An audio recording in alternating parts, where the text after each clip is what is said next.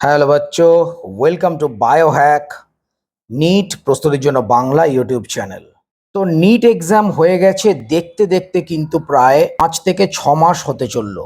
যদিও বা counselling process এখনো শেষ হয়নি, এখনো চলছে।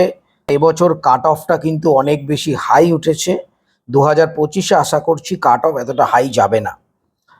তো যে সমস্ত স্টুডেন্ট 2025-এর জন্য নতুন করে শুরু করতে চাইছো, তারা ফ্রেশার্স হতে পারে, তারা একটা ড্রপ দিয়েছে এমন হতে পারে। এখন থেকেও কেউ যদি শুরু করে, সে কি 2025 নিট কি ক্র্যাক করতে পারবে? মানে আলটিমেটলি তোমাদের ধরে নাও 2025-এর নিটে একটা ভালো কলেজ পাওয়ার জন্য তোমাদের 650+ নম্বর তুলতেই হবে। তো অনেক স্টুডেন্ট এমন রয়েছে যারা ধরো এখনো অবধি 300, 350, 200, 250 এই ধরনের মধ্যে রয়েছে। তারা কিভাবে পড়াশোনা করলে বা কিভাবে এগোলে লাস্ট যে 7 মাস বাকি আছে তোমরা কিন্তু একটা পারফেক্ট স্কোর করতে পারো, এমন স্কোর যাতে করে তোমরা একটা গভর্নমেন্ট এমবিবিএস কলেজ পাও। তো সেই ব্যাপারে আমার এই ভিডিওটা। দেখো, এখন অবধি আমাদের হাতে, কেউ যদি এখন থেকেও শুরু করো, এখন আমাদের হাতে টাইম রয়েছে 7 মাস, মানে 210 দিন। 210 দিন রয়েছে। তো আমরা 10, 12 দিন, 15 দিন যদি ছেড়েও দিই, আমরা ধরো 190 দিন ধরলাম। সামনে পুজো রয়েছে, দিওয়ালি রয়েছে। তো আমরা যদি 190 দিন ধরেও এগোই, তাহলে কিন্তু 190 দিন কিন্তু অনেক নিট ক্র্যাক করার জন্য আমি বলছি। কেননা নিট ক্র্যাক করার জন্য তোমাদের কিছু স্ট্র্যাটেজি নিয়ে পড়াশোনা করতে হবে, তোমাদের স্মার্ট স্টাডি করতে হবে।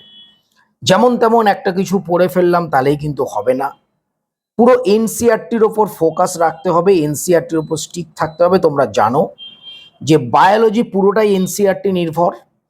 কেমিস্ট্রির মধ্যে আমাদের ইনঅর্গানিক এবং অর্গানিক পুরোটা এনসিআরটি। ফিজিক্যাল কিছুটা বাইরে থেকে পড়তে হয়। আর এদিকে ফিজিক্সের ক্ষেত্রে ইদানিংকালে কিন্তু এনসিআরটি থেকে কোশ্চেন আসছে, লাইন তুলে কোশ্চেন আসছে। এনসিআরটির যে এক্সাম্পলগুলো রয়েছে সেখান থেকে কোশ্চেন আসছে।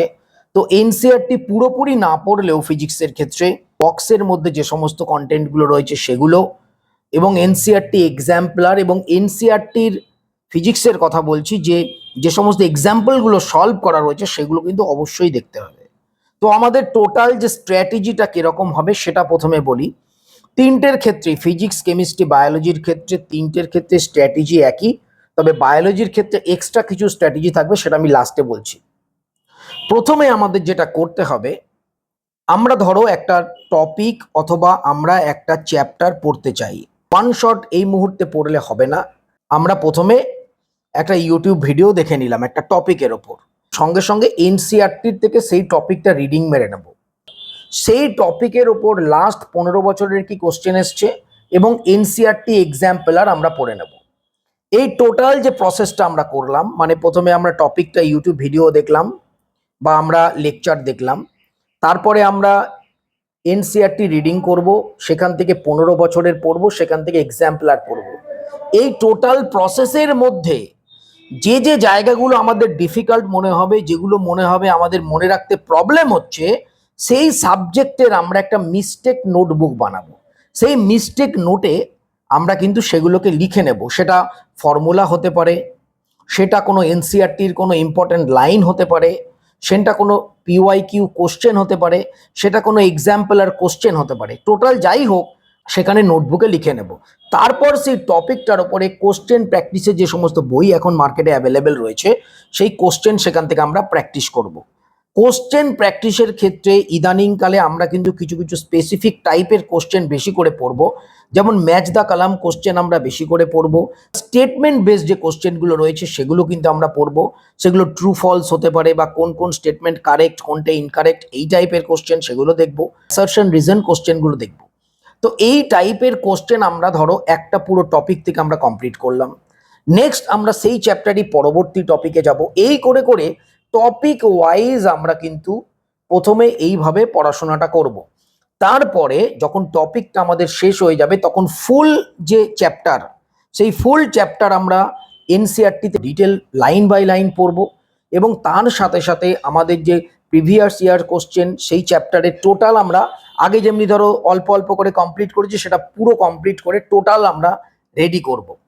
এইভাবে এক একটা চ্যাপ্টার আমরা রেডি করব, তার সাথে সাথে সেই চ্যাপ্টারে যে সমস্ত ইম্পর্ট্যান্ট পয়েন্টগুলো রয়েছে সেগুলো আমরা কিন্তু মিস্টেক যে নোটবুক তাতে করে আমরা লিখব।